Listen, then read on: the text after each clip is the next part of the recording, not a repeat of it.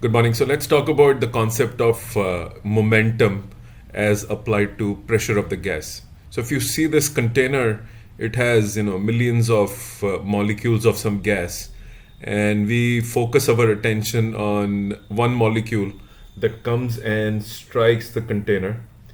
And since the collision is elastic, the molecule reverts back like this with the equal and opposite velocity. But remember, the only change is in the Vx direction, because in Vy and Vx direction there is absolutely no change. The only change you see is basically in Vx, which becomes minus Vx. In Vy and Vz direction, there is no change in the velocity. Now let's come back to the concept of change in momentum. Okay, change in momentum.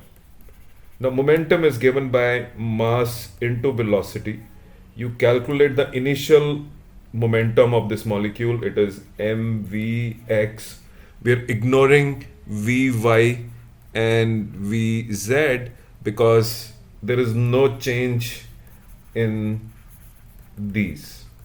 Anybody who has a sense of vector can understand why there is no change in vy and vz. The final momentum is m into vx, but vx has a minus sign since the direction of x component of the velocity has reversed. So your change in momentum is final momentum minus initial momentum, which is minus 2 mvx. This is a very important concept to understand if you're deriving the expression of pressure of a gas in kinetic theory of gas chapter. Thank you.